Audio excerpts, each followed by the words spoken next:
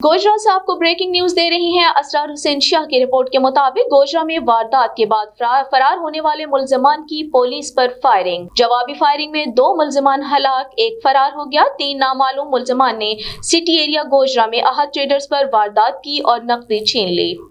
मुलजमान फरार हो रहे थे कि पुलिस ने पीछा किया तो पुलिस पर फायरिंग कर दी। जवाबी फायरिंग में 2 मुलजमान हलाक हो गए।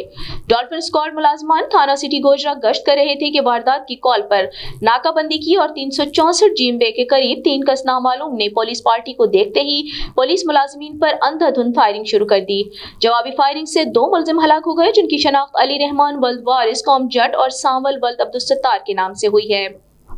तीसरा मुलजिम मौका से फरार हो गया और वकूई के इत्तला पर SHO सिटी गोजरा और STPO सर्कल गोजरा मौका पर मसरूफ कार्रवाई है। मुलजमान का रिकॉर्ड चेक करने पर हलाक मुलजमान साबिका रिकॉर्ड याफ्ता हैं, जो जिला टोबा पुलिस को रॉबरी, डकैती, अगवा और नाजायज असलहा समेत मुख्तलिफ वारदातों के दर्जनों मुकदमात में मतलूब थे और फरार मुलजिम की तलाश जारी है।